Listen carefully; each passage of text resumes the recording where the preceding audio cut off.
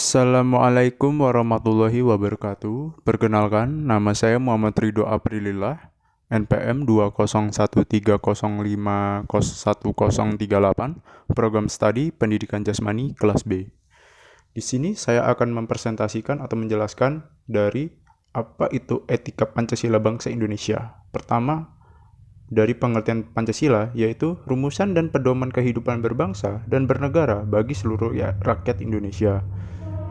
Dan pengertian etika, apa itu etika? Etika suatu ilmu yang berisi tentang watak, perbuatan atau tingkah laku manusia, mana yang dapat dinilai baik dan buruknya, dan tidak baik dari perilakunya, serta bagaimana dan mengapa kita mengikuti suatu ajaran moral tertentu, atau bagaimana kita harus mengambil sikap berhadapan dengan berbagai ajaran moral. Arti dari etika Pancasila adalah etika yang mendasarkan penilaian baik dan buruk pada nilai-nilai Pancasila, yaitu nilai ketuhanan, kemanusiaan, persatuan, kerakyatan, dan keadilan. Nilai-nilai etika Pancasila yaitu: pertama, nilai ketuhanan. Nilai ketuhanan mengandung nilai religius atau keyakinan terhadap Tuhan Yang Maha Esa dan ketakwaan kepadanya. Seorang dapat dikatakan menjunjung tinggi nilai ketuhanan bila bertakwa kepada Tuhan Yang Maha Esa sesuai dengan agama yang dianutnya, saling menghormati antara pemeluk agama dan penganut kepercayaan yang berbeda, memberi kebebasan pada orang lain untuk beribadah sesuai agamanya, dan tidak memaksakan agama atau kepercayaan yang dianut kepada orang lain. Yang kedua, nilai kemanusiaan. Nilai kemanusiaan mengandung nilai moral kemanusiaan atau humanitarian. Seseorang dapat dikatakan memegang teguh nilai kemanusiaan apabila setiap tindakan dan perbuatannya selalu menjaga martabat orang lain. Perilaku yang adil berhadapan sesama manusia juga merupakan wujud adanya sifat manusia atau kemanusiaan. Yang ketiga, ada nilai persatuan, yang memiliki arti setiap warga negara Indonesia dimanapun berada selalu berbuat dan bertindak tanpa adanya niatan atau memecah belah bangsa. Secara tersirat, nilai persatuan ini juga menuntut pengakuan adanya perbedaan dan keanekaragaman suku, bahasa, adat, agama, dan sebagainya, yang menjadi kekuatan pemersatu bangsa Indonesia.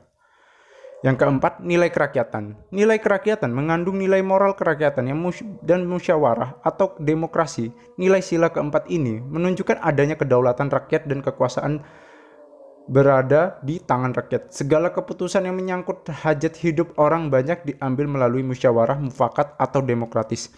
Seseorang dapat dikatakan memegang teguh nilai kerakyatan dan demokrasi apabila menyelesaikan masalah melalui musyawarah, anti kekerasan, mengutamakan kepentingan rakyat di atas kepentingan partai atau golongan, dan menghargai perbedaan pendapat.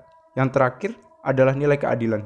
Nilai keadilan mengandung nilai keadilan sosial, wujud keadilan sosial yang dimaksud mencakup seluruh aspek kehidupan, tidak hanya ekonomi, namun juga politik dan kebudayaan. Seseorang bisa dikatakan memegang teguh nilai keadilan sosial apabila bersikap adil terhadap diri sendiri dan orang lain, menunaikan kewajiban dan menuntut hak, menghargai hasil kerja orang lain, bekerja keras, hemat, dan tidak boros, mengutamakan pemerataan ketimbang pertumbuhan, mendistribusikan kekayaan pada rakyat banyak secara adil, dan menghindari segala perbuatan yang bisa memperdalam jurang kesenjangan sosial. Selanjutnya, apa itu etika Pancasila dalam studi kasus? Dalam studi ini, bisa saja kita ambil contoh dari korupsi. Korupsi memiliki arti tindakan seseorang yang menyalahgunakan kepercayaan dalam suatu masalah atau organisasi untuk mendapatkan keuntungan sendiri.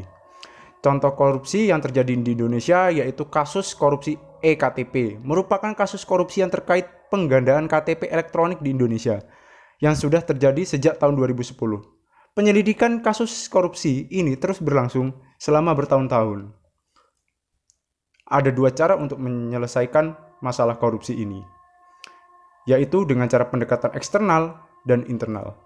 Pendekatan eksternal dengan adanya unsur dari diri manusia yang memiliki kekuatan memaksa orang untuk tidak melakukan korupsi. Kekuatan eksternal tersebut misalnya hukum, budaya, dan watak masyarakat.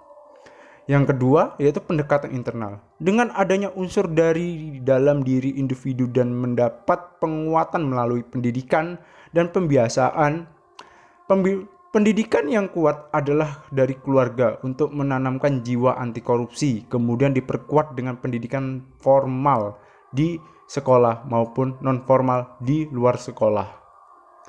Dua hal ini merupakan membangun kesadaran moral anti korupsi berdasarkan Pancasila adalah membangun mentalitas melalui penguatan eksternal dan internal tersebut dalam masyarakat.